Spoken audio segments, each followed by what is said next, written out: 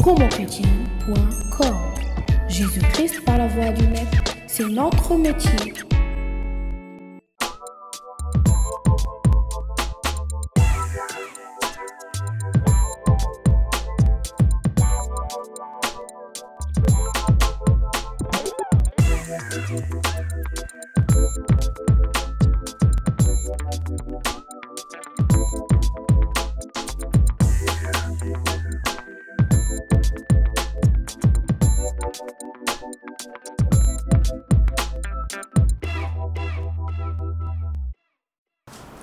Que Dieu vous bénisse partout où vous nous suivez.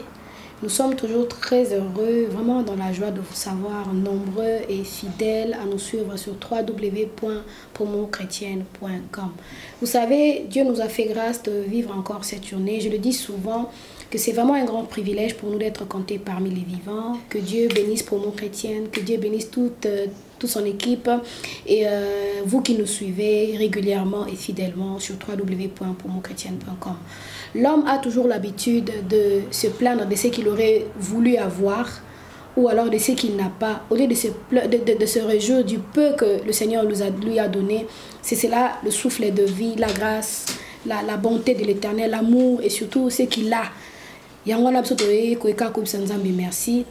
Merci pour cette nouvelle émission na www.promochrétienne.com, émission na bino bolingaka mingi promo info. Voilà, sans plus tarder, j'ai pour vous un invité spécial qui vient de trop loin, très loin. Mais je lui laisserai à lui-même le temps de pouvoir se présenter.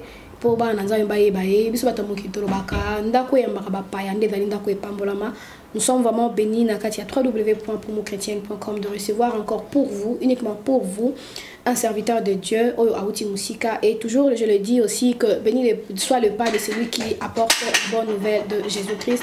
Et je bénis vraiment l'homme de Dieu, Toyambaye, avec double honneur. Bonjour, pasteur. Bonjour. Moi, j'ai eu le temps de le connaître. Promo Chrétienne a eu le temps de le connaître. Mais il est là pour vous. Et bien, pasteur, on a vu ça. Mais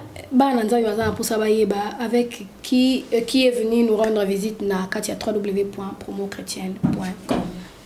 Merci Kumbo Nangai Paul Mungu Nangolu Yanzambe naza pasteur, même ministère naza évangélique, naza évangéliste, naza pasteur parce que naza la brebis au nkola confié ngai nazo kamba. Donc tous a église bon pâturage, to vandi na Metz, na Paris et plutôt na France. Donc je suis marié avec une seule sœur et nous avons 6 enfants. Merci.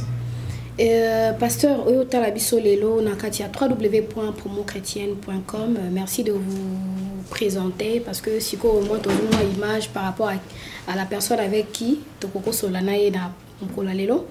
Alors Sangoni Nyamala Mpenza Omemeni Biso la journée à Lelo. Sango Madame Mozaga Moko Yeso Zoma Karambingi Teto Batomi Bongama. Mais ça mon ami libino isa que tozo ko sala journée moko amunene vraiment na ba ezamba liboso na Europe salama eza méga vraiment journée à louange et adoration au Seigneur, mais aussi qu'on rendre hommage à un homme de Dieu, à un homme de Dieu, comme la Bible dit dans le livre de 1 Timothée chapitre 5 verset 7. Bible dit de rendre honneur surtout na ba oyo bazali ko diriger avec beaucoup de respect na musala nzambe. Donc tolinto sala mona musala nzambe moko aza vraiment oya umeli kat na makama nzambe puis azo continuer ko umela kat na makama nzambe.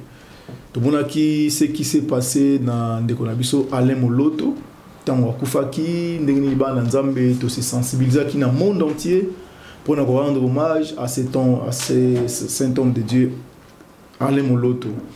Ma contribution est celle qui est belle partout dans le monde, pour nous rendre hommage. Mutona Nzambe akufaki. Ma contribution est belle, soki tout ça qui est avant akufa. Na bambongo wana to tindila ki ndeko so Alain Moloto mbongo wana aya awana poto bambongo wana azui ba traitement makasi qui c'est peut-être gros anande ko na biso lelo vivant à partir de la contribution ça qui a belé to ko ko anande ko na biso vivant mais pourquoi tout ça qui ango tango akufi ou bien pourquoi tozo rendre hommage na ba homme de Dieu kaka soki ba kufi yemda sa linzambe a bénéficier de l'eau mon côté et on doit komona kiza na tina mon côté ko sala ka ba hommage après la mort de l'homme de Dieu et ko sala malamu ko sala ka ngo tango za na bomoi dans les besoins et puis on ne rend pas hommage à n'importe qui na ba sali oyo vraiment bazo garder témoignage na bango bazo garder réputation et puis baza vraiment dans les besoins. Notre frère et pasteur Mente Ntiama Marques. C'est quelqu'un qui a servi le Seigneur pendant 40 ans de ministère. Et ça a quand même belé. Et puis, il a gardé témoignage jusqu'à aujourd'hui, il a gardé réputation jusqu'à aujourd'hui. Alors, tout le monde a utilisé puissamment, il a continué à utiliser dans la musique, il a bikisami, tout ça qui édifié, tout ça qui a mais il y a des alors, Nicolas Leki, Tobambou Leki, a tout AVC. AVC, Kobetaye, mais il y a des qui est ngolou, que Atika qui n'a pas moui, AVC et Tiki n'a pas séqué la makasi. Mais il touche à qui voit n'a été quand même. Donc, Nzamba Tiki n'a pas moui parce qu'il a encore une mission à accomplir pour le Seigneur. Parce que ceux qui Nzamba Tiki ou Zanabo, c'est que tu as quelque chose à accomplir pour lui. Donc, AVC maîtrise mana séquelle tout le monde qui est dans messe tant tout bien ça qui est dans lingomba azo tamboulama lembe c'est quelqu'un qui ne peut plus faire une activité à part koyemba. Alors à quoi s'en sortir ndengenini na azana moisi azana bana azana pasteur alors tout qui pourquoi tu oses la pasteur mente akufa après tout ba ça la contribution inutile tu rendre hommage inutile ezana tina mokote.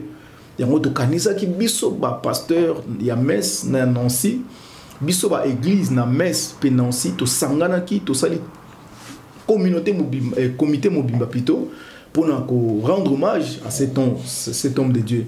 Alors Isaka pour na pasteur Mentete les pasteur Mente lobby cause la pasteur Paul lobby cause la frère Wana lobby cause la chantre Wana lobby cause la ndeko Wana. Alors ils a vraiment là mingi ko sala ka ngotangu. Je le répète aussi que pas à n'importe quel serviteur de Dieu. Autoibi a un témoignage bien, a une réputation bien, irréprochable. Et on a des trucs rendre hommage, rendre hommage à n'importe qui. Il y a toujours organisé journée Oyo, il y a adoration, paix à louange au Seigneur, aussi qu'on rendre hommage. Donc to bengi ici ba ça l'anzambe nyonso. Puis bah chantre nyonso ya poto bino boyebi bango nyonso bazala bazaki touché donc nazo pesa bango mbote en passant aussi ndenge bazaki touché bazaki motivé ba valider la présence na bango yango to zala ba kombo na ba fiche awa de ba kombo na ba fiche za ba o ba pesa ki biso accord ki bazala parce que troye ko tia kombo mutu te apesi so accord te tia kombo na fiche donc auto tia na fiche awa baza ba o ba pesi so accord que pasteur Paul en tout cas to kozala wana to kokumisa nzambe ensemble peut te rendre hommage dans des konabiso mente. Alors pasteur eza bozo ko s'organiser ndenge ni pour lobby comité mobimba ya église ya Nancy na messe pardon bosangani pour na ko honorer l'homme de Dieu Bozo zelate que l'eau comme il a eu, mais vous honorer plutôt pendant qu'il est encore là. Bon honorer Moussalo Nzambatia qui a confié qui a ça là. Alors vous vous organisez comment par rapport à ces événements?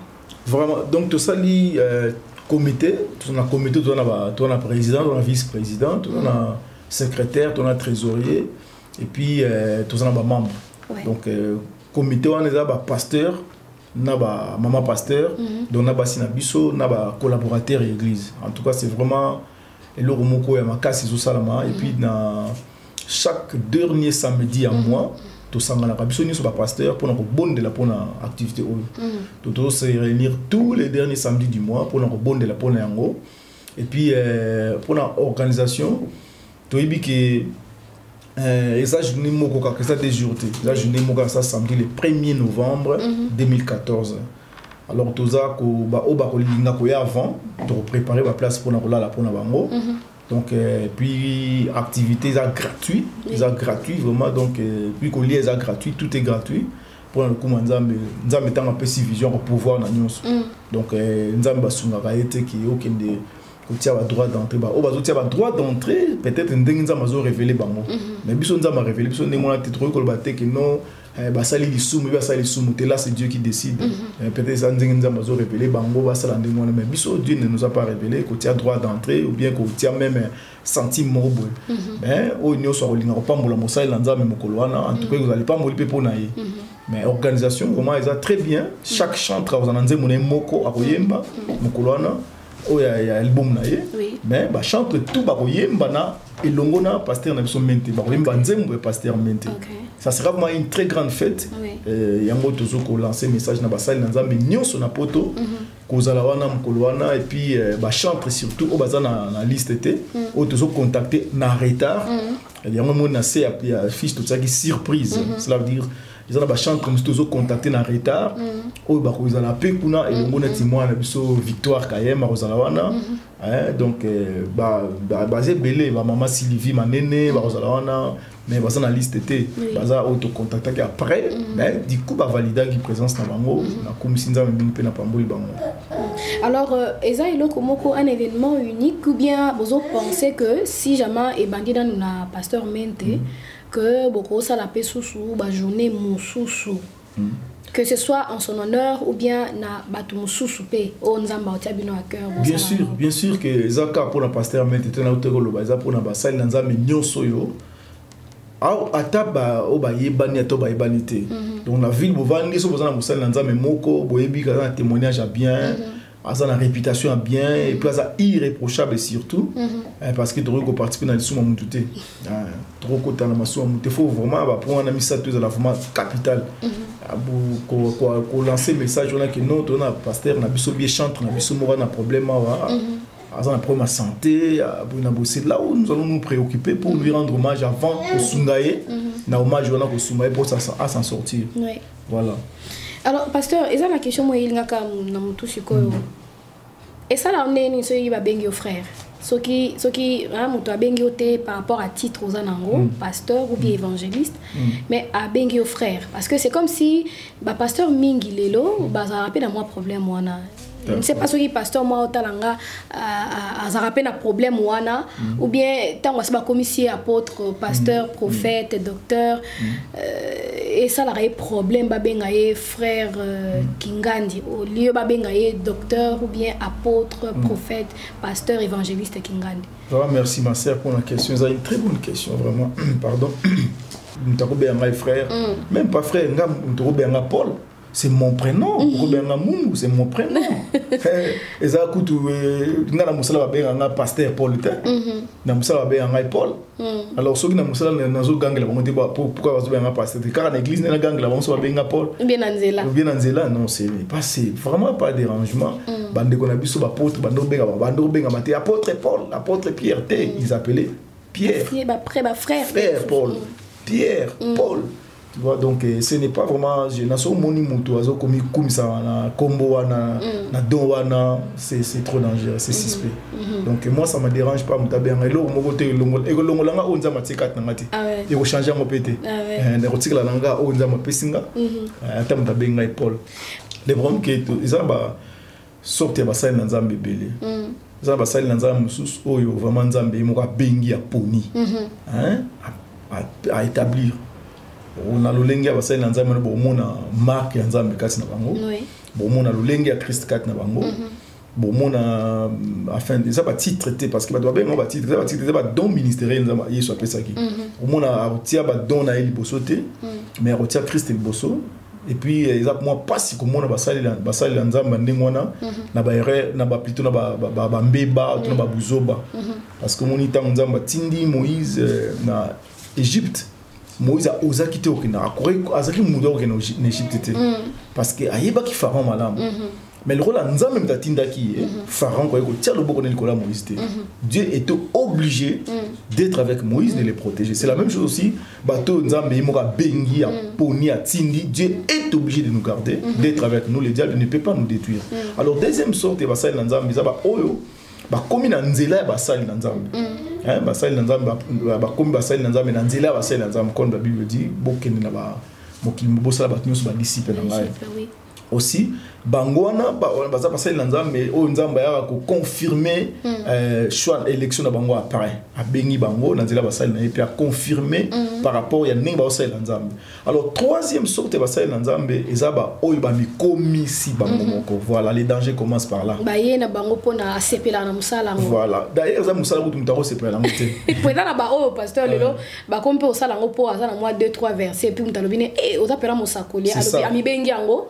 Puis le quoi linga osala ngo et puis tanga yika mutu moka pese moi indice mo comme quoi que moi qualification mo ba mi donc c'est que ça pena bongo. Voilà, o ba mi komisi bango moko bazo sala nzambe sans nzambe. Hein? Donc le diable peut faire ce qu'il veut na bango. On sala bango nyonso ya lingi parce que Dieu n'est pas avec eux, Dieu ne peut pas être avec eux parce que c'est pas lui qui les a mandatés. Donc bangondi bazo créer ba désordre na ba église. Bangondi bazo créer ba désordre na musala o nzamba pesi biso. Parce que Dieu n'est pas avec lui, le diable peut lui jouer à cause sakana nenga lingi et puis à utiliser à jouer ba brebis nzambe sakana bango nanzela na ye parce que Dieu ne l'a pas mandaté été. On le roi ba nzamba lingi le ba nzambe il suffit que mo ka télémé la binaza pasteur, les enfants de Dieu viennent ba lingi ko ka le nzambe mingi. Alors ils ont danger. Il y a oya suka sukoyo, ils ont baza conscient que baza pena basali ya Satan. Baza très conscient, baza na ba loge na bango, baza na ba mystique na bango, baza na ba kiss na bango, ba yiki baza na onza mbete, baza la Satan na fond, baza très conscient. Alors bangwana nde sikoyo baza plus que dangereux.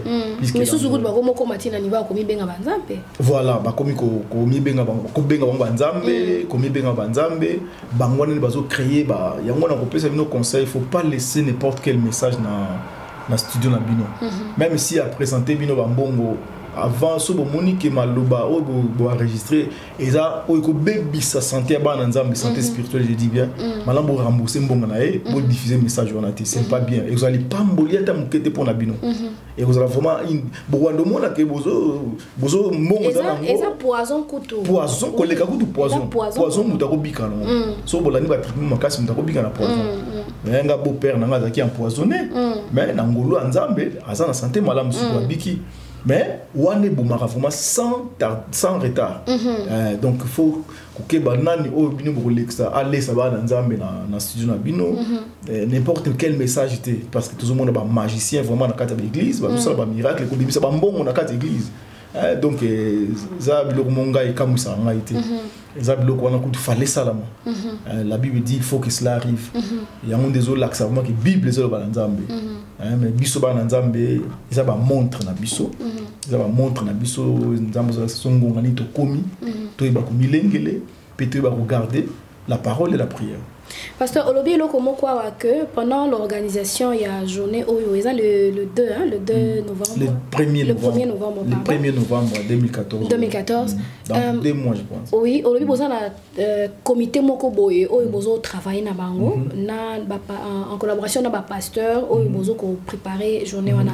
Alors pendant que vous faites cette organisation, bozo kuta na ba réunion parmi les pasteurs au Bobengisi ou bien na katia ba pasteur au Bobengisi, est-ce que eza ba pasteur plutôt au babaki une élection nzambe pour na mukolwana, ce sont les pasteurs prédestinés pour cette journée ou bien ba pasteur au minimum bomoni que on dirait tambola na banga nzambe parce que il y a de ceux-là qui ont l'apparence comme étant ba serviteur de Dieu penza mais motema na bango nzambe nde ayebi yango mais pendant que ozolo ba likambia eza ba pasteur rebelle ba zape na ba loge tout ça mais bino siko na organisation bosali pour la journée wana ya pasteur mete na ba pasteur obino mo bobengisi na bato bobengisi est-ce que boza quand même na moi assurance moko ko pour na koloba que baza pena bat na nzambe voilà. Ok, nous avons des témoignages dans un témoignage ya basali na nzambe to sa na bango baza na bango belé. Tozu basali na nzambe nyonso te la messe, tozu basali na nzambe nyonso te na Nancy. Baza na bango belé mais tozu ba oyo tozu mona que non, baza vraiment na témoignage à bien, baza na réputation à bien, baza pe na baza irréprochable. Et puis baza pe ba oyo yebi vraiment. To yebi bango très bien, to travailler ensemble, baza pe na oyo baza pe na molimo na nzambe. Alors pasteur par rapport ya ba nungu ou bien ba réalité autokom ko vivre surtout dans internet et le comme ils ont lancé un message moko le bika na kata pour mo chrétienne batu moko boye na pesi exemple kaka mutu moko ata kuna zo sala nzambe bien te so kaka lancer ngo kaka na nabi ke pas na monsieur zate au nom de Jésus amen so qui mutu moko lancer message moko mabe contre yo pasteur une fois qu'il continue na Facebook on ne peut plus le retirer parce que pas dans un niveau impossible. Alors il y a des pasteurs européens batam super banga na bango penzambe musupe ba osala pe mabe parce qu'il y a tellement des infiltrés oh bible zo bala biso nzamba lobaki yeso zo ba bike botika na ya malamu na ya mabe ko lesika moko le maître de la moisson tanga ko ya ye moko ebenga okata ya mabe pa oboka na moto siko soki yo za pasteur za na kati ya musala za kati ya domaine wana ozo ka ndenge ba rumeur ezotambola au sujet ba pasteur OK na ba cimetière ko sala ba bloko moko boye ba bazotambola na ba corps ba humain ba kine ko somba na ba mama yemo ou bien banzoto bana ba prématuré ce qui ndenge nini tozoyoka yoka kaka ba sala kibo azongisa kiboye yo étant que pasteur ozokuta na kati ya musala wana ezosala ndenge nini esala ngesengo. Peut-être que je vais te répondre dans les autres parce que c'est l'accomplissement de la parole de Dieu. C'est mon langage et moi ils ont mis les mots que la Bible est vraiment parole de Dieu. Même Saint-Esprit qui nous a l'apôtre Paul, il faut qu'il y ait des sectes. Donc tant que l'eau qu'on a au salama, on a binzambe alléluia mais parce que le banezo ko kisama. Ça passe inde pour na bango, ça passe inde pour na bango vraiment ko mona bango ko banga na bango nzambete. Moi, je dis l'homme est plus que dangereux. L'homme est plus que dangereux. Ceux qui m'ont dit comment on a point à avant les années passées, moi je ne croyais pas que ça peut y avoir des pasteurs francs-maçons, sorciers, impudiques. Pasteur, c'est quelqu'un de parfait quoi. Craignant Dieu. Voilà, quelqu'un de crédible. Voilà. Na bande ko croire que quelqu'un ou azana kisinaye, azana ndokinaye, azana ba mystique na elle capé liboso fungoli Bible azo be la penzambe. Je ne croyais pas ça. Or que je faisais une grave erreur. Bato na ça ébélé aujourd'hui. Bazo le capé liboso na Bible. Bazo lo ba mais bazana ba kisina ba ya on ba ki za sorte ba sali ba za conscient que ça la satana. Mais Satan a été mon ennemi na biso très malin, très malin. Quand ça c'est surtout que ça y a boutique école ensemble. Avant de réfléchir, donc le diable c'est quelqu'un qui a la réflexion, il réfléchit très bien comment je peux détruire cet homme, comment je peux détruire cette famille, comment je peux détruire cette église, à réfléchir ça. Biso ba nzambe to réfléchir ça raté. Au moment tant Satan n'a pas Adam na Ève. Adam na Ève ba ko réfléchir. Ceux qui avaient qui sont lui il ne devait pas venir ici. C'est lui qui devait commencer à manger cela. Après il y a raté, c'est ça réflexion au bambazanga aussi. Il y a mis bon lia yango yo banda ko lia so ko minzambe deuxième réflexion ezanga yo bango yango wana parce que biso ba nzambe lelo tozaka quand même na molimo mosantu ozo pesa so réflexion nous devons beaucoup réfléchir à ça tu vois ça tu na réfléchir ça biso na ko kuna ivre na ngai na ngambu na ngoya ba ivre ba kata mo facilement donc faut na kunango parmi le blé donc awa blé na ti ivre na kati awa blé na ti ivre na kati ba ko buka monter so ba buki ba ngaba buka pe ba blé donc ça c'est la première réflexion. Deuxième réflexion il faut na butu pour ça na moi ba mona ba bomanga wakanga zomon c'est la même chose aussi na makambo ça na tango asuka le diable a dans la réflexion maman toujours vivre l'accomplissement de la prophétie à Joël. L'église des réveils, l'église, l'église est selon la volonté de Dieu. Sans vous mentir. Ils ont mis selon la prophétie. Il y a Joël. Alors, Satan monique l'église et il y a vraiment pression. Mais pasteur, parce que même si ce serait en Afrique ou ici, il y a des autres qui diront le contraire par rapport à ce que vous dites. Parce que même comme on a un désordre, comme on a sémé dans l'église en Afrique, na banzela l'église du réveil, on a payé les kutuba, comme un délinquant, comme un chèque, un criminel, et il y a un comme kutukokangango. Il y a un Satan monique l'église et il y a une pression. Il y a un film les autres la film la puissance du nom de Jésus la messe. Et si bimi kutu toté extrême na YouTube sur le réalisateur Freddy. On a le réalisateur Freddy pour les acteurs principaux. réalisateur Freddy Bourmon a extrait à film de salle. Donc ils appellent dû à Makambo. Ça t'as montré que l'église est côté moto et côté vraiment pression. Mais si qu'a décidé si quoi détruire l'église, peut que détruire Bananzambe. Avec qui bilobi, confiez-vous à l'Éternel, vous serez affermis et à ses serviteurs vous réussirez. Les diables savaient qu'à détruire le monde, à détruire la famille, à détruire bateau. Et les gens fouilleront dans les églises. Les gens fouilleront vers les serviteurs des dieux. Et qu'est-ce qu'il va faire? Il faut détruire le réfugié. Est-ce qu'il va être là? Il faut détruire premièrement pour être basé là. Effectivement, à ça, il y a l'église, à ça, il y a pasteur. Alors, après, vous commentez l'église de Satan. Tali l'église ou tali l'église en colo, ndenge moko, makamu tout, liturgie, tout. Ils ont passé ndenge moko, parole n'en parlons pas. Le Seigneur l'avait dit, ils parleront comme moi. Tu vois? Alors, tant que vous avez un conseil que vous avez un conseil que Satan.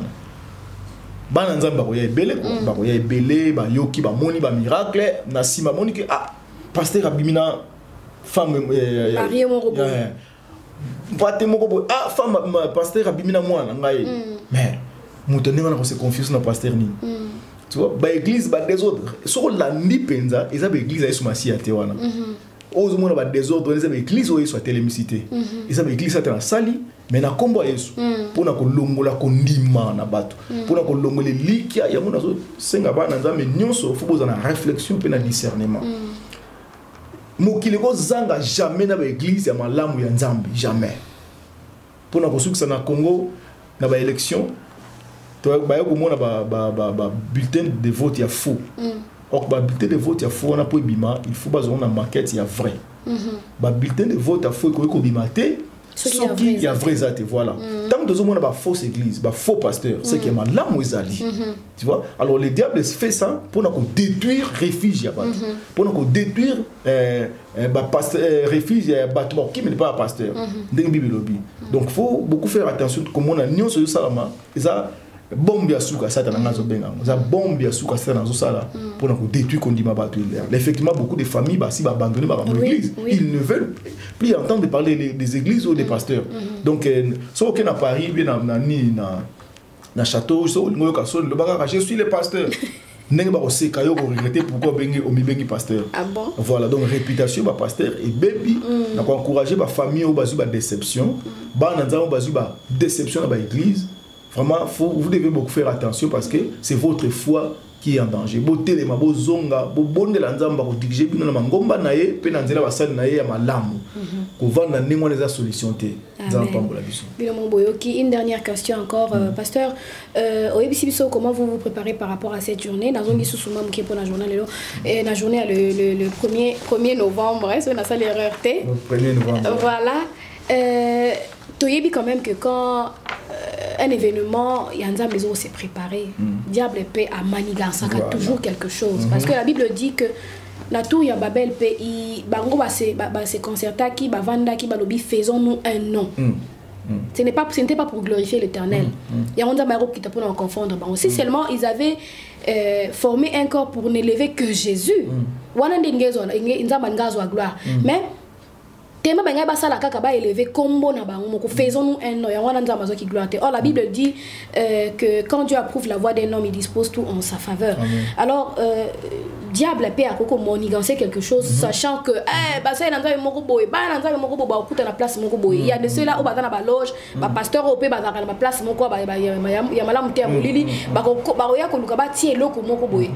Alors bozo s'est préparé ndenge nini par rapport à cela et puis au bête sous moi c'était par rapport à temps parce que biso vraiment plus précisément bah congolais hein batamanga la mingi ce to comme il y a ponctualité dans le quoi moi langage mon dans nous peine nous saisir en malamté. OK.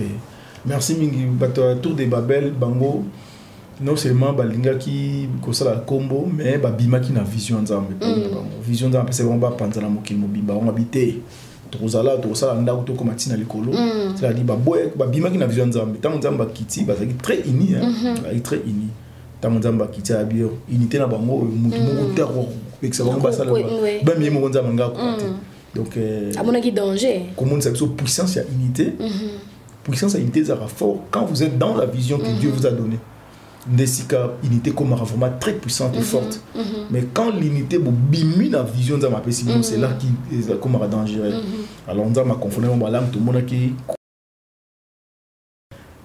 si là qui me permettait bon ba panzana ndenza ba dingela qui effectivement l'église ming pesa ningwana so monde ba division ce n'est pas que l'église on est à satan tant l'homme de Dieu au bimina vision nzama pia kiyo nzama okabula balanga on a bo panzani alors et là tout ça là il y a un moment tout sangana une fois par mois tout bon de là tout bon de là vraiment ce qu'on est tout bon en tout cas ça fait du bien qu'on semble dans l'église ils a bien mais qu'on semble les pasteur bien on a bien pasteur maman c'est vraiment autre chose il y a une très grande il y a une très grande différence donc ça fait du bien d'être au semble là il y a toujours 5 appels ma bonne deli na bino ko soutenir biso na ma bonne deli vraiment ko lo sunga biso bima na vision té mais en tout cas toujours ko s'attendre à tout tu vois que le diable est là à cause c'est platé le on est ça là parce que nkolo penza ko kita mkolo wana maman est-ce que ba na yebi oui avant dans la carte louange ba na ba ça na nzambe na ba koya ba yemba maman nkolo ko kita ces jours là ba chaîne ko kata na via batu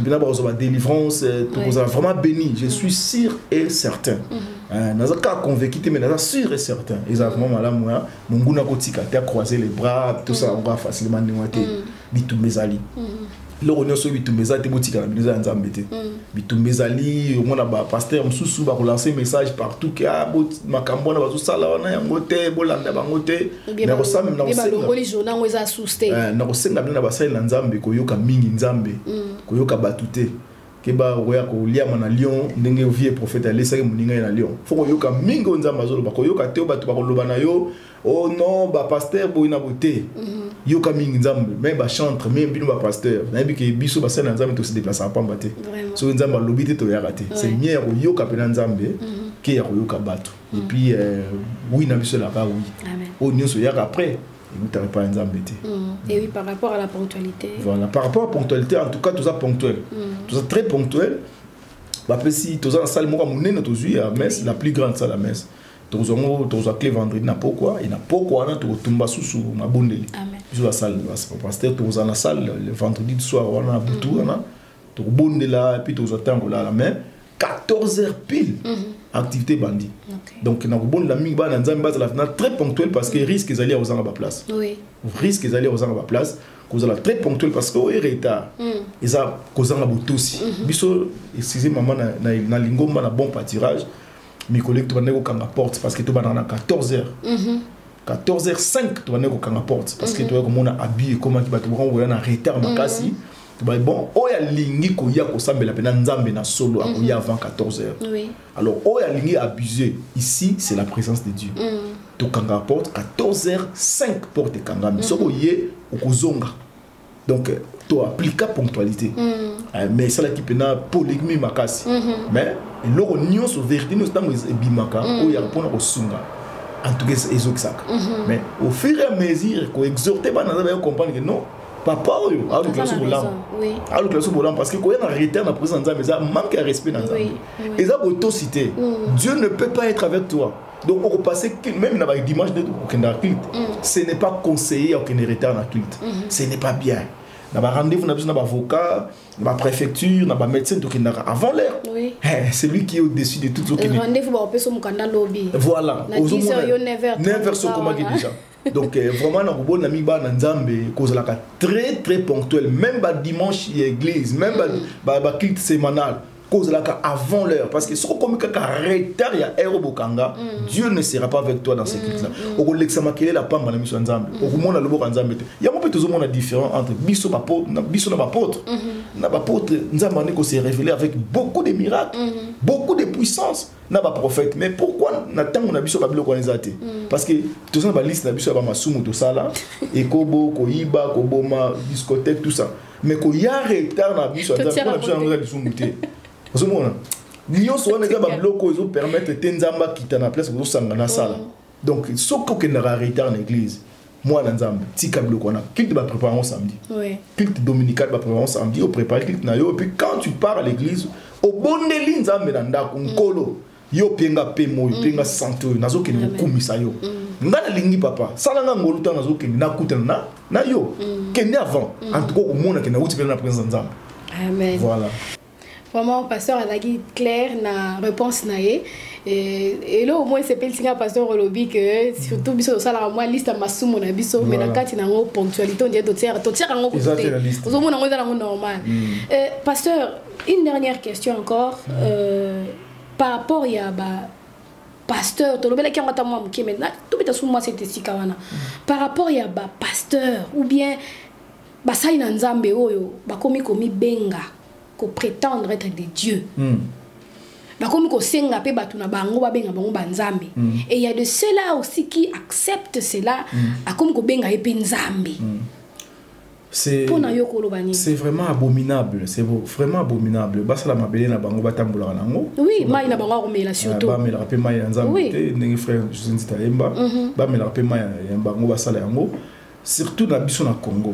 Okomona mutu asala kaka mo miracle, nzambe asala kaka miracle nzela na ye akomi nzambe. Tous en ndeko mo boye asi akufa kala ba benga ke prophète. Bon, basa nzambe ba betara marteau mingi na koloba comme on a été. Ah, cet homme était vraiment prophète. Il y a kutu bamsuba le karanazo ba esprit à prophète wana.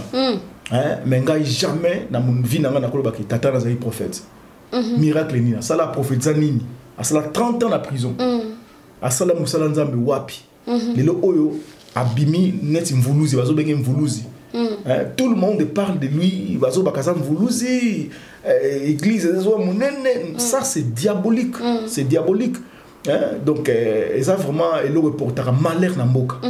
So moni na France au mona mutu moko te ba auto proclamant nzambe tandi bazana kimia. Kina Congo bato bazo kufa mikolonios à cause de ça maman.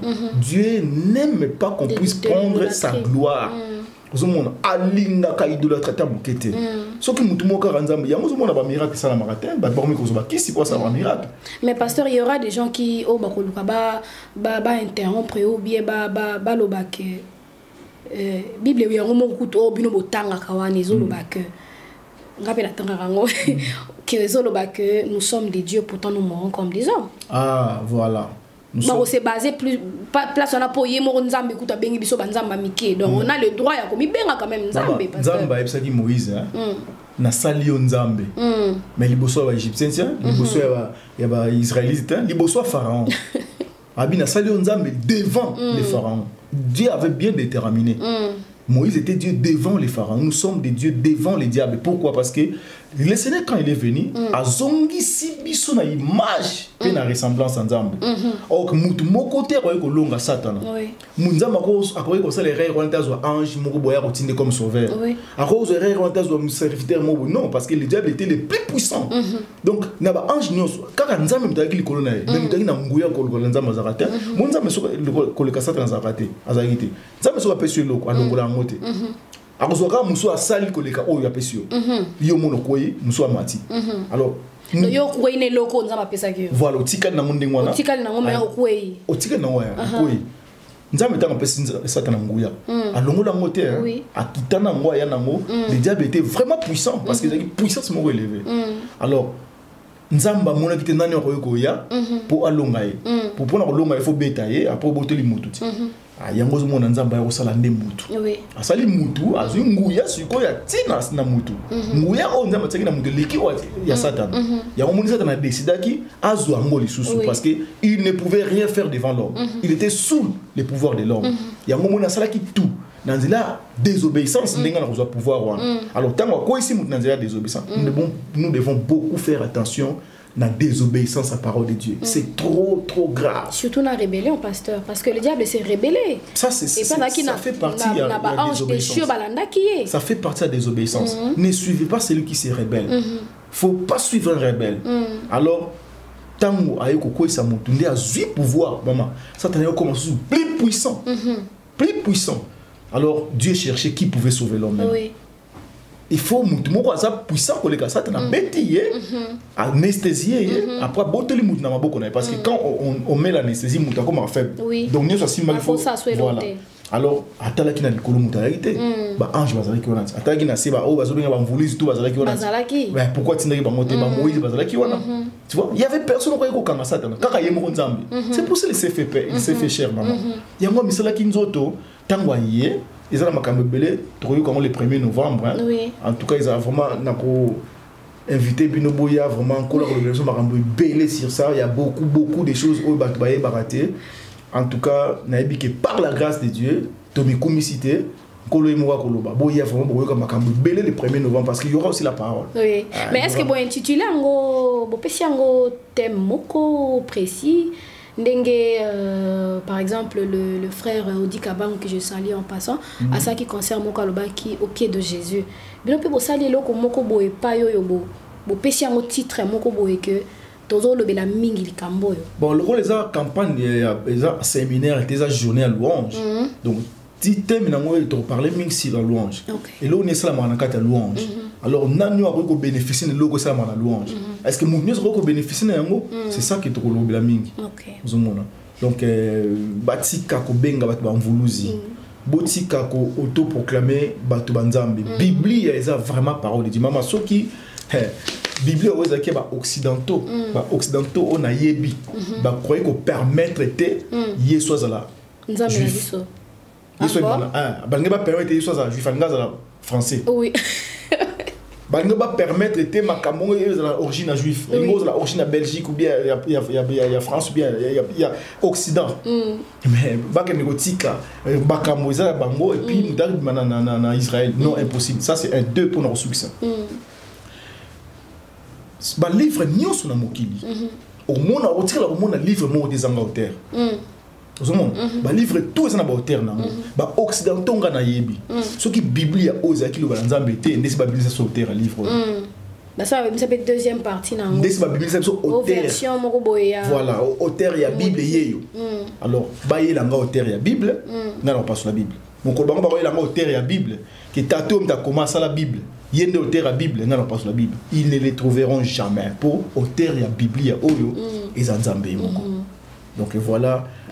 Vraiment, nous avons passé des bons moments dans la présence de Dieu. Moni Koton Anzambe bien, ko no bama Anzambe pena bien pasteur. Pour moi là où 2 ou 3 s'unissent en son nom, il est là et je sais qu'il est la carte dans studio et puis et pas il peine de Rozo Kabiso.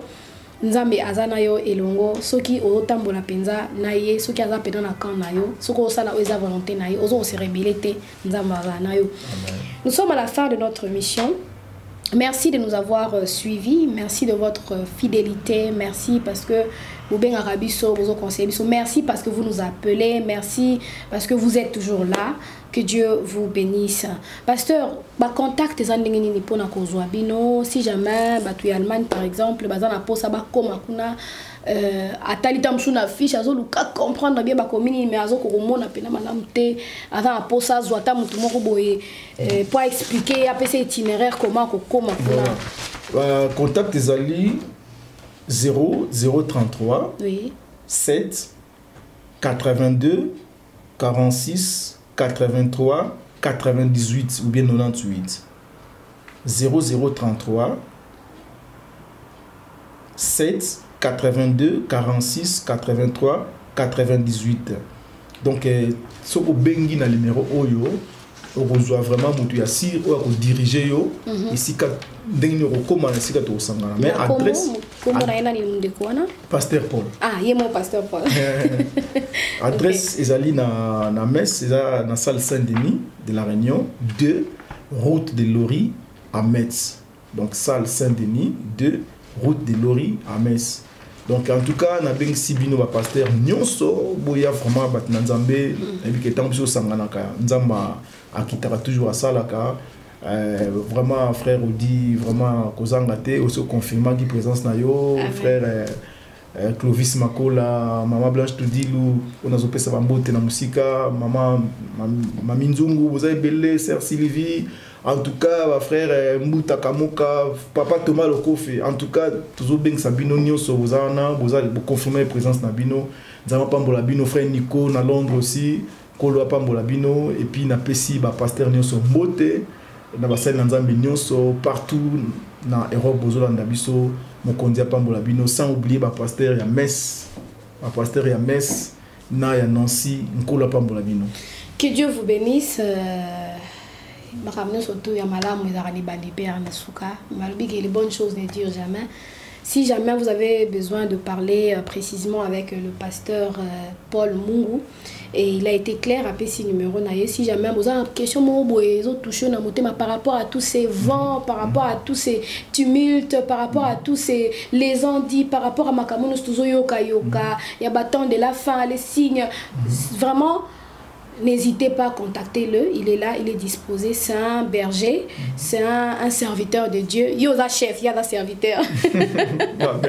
Voilà. Donc, Aza on a pour nako yoka yo pour nako édifier yo. Aza on a te pour nako parce que tique église non y a pas na pas dans peu musica, mais Aza on a quand même pour nako édifier. Pour la Bible déclare que Jésus pose la question en disant tango ko ya ina sena moyo o tango ko zonga ina sena mokili o est-ce que kokuta ko ndima na motema na mutu ko ce qui le feu la foi et aux là tu te prépares. C'est que le diable a détruire dans la vie la foi. Voilà. La foi par rapport à ce que Dieu a dit. Quand la bouche de l'Éternel a parlé, et il y a un foi. Mais si jamais Dieu avait parlé, cette parole de l'Éternel doit te procurer la foi pour mais je garde d'accord ma foi ferme pour me.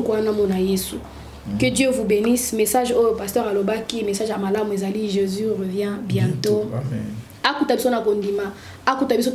Avec crainte et tremblement. Et entrer dans la joie de votre Père. Que Dieu vous bénisse. Restez toujours sur www.promochrétienne.com. Je vous ai dit toujours, je vous dis toujours, vous ne serez jamais déçus, mais toujours édifiés. Parce que c'est le temps où la parole et l'épouse doivent s'unir pour ne faire qu'un. Yangonde yesoza kozela mwasi alibala wana ekozala yoza liboso ya internet na yo liboso ya écran na yo vraiment prépare-toi, préparons-nous pour le grand événement et ce jour est grand et redoutable et ça vraiment réel. Amen. Que Dieu vous bénisse. Nako je me remercie bien aussi ta promo chrétienne. Vraiment j'étais bien accueilli, vraiment c'est vraiment une maison du pain vraiment. Kola pambola site où promo chrétienne et puis nako souhaiter vraiment basa na Nzambe qu'on se soucie vraiment qu'on les grands ça message c'est très très important aussi partout la site chrétienne les alliés en tout cas il faut vraiment qu'on passe mais ceux qui boyent awa makamunga na vivre awa akei na zu awa et puis pour ça na yaka mikolonio mais boyaka kabinu moko boromona que le Seigneur vous bénisse que le Seigneur bénisse vraiment ba site nyonso plus précisément promo chrétienne. Merci. Que Dieu vous bénisse, à la prochaine. Ciao ciao. Promochrétienne.com. Jésus-Christ par la voix du Maître, c'est notre métier.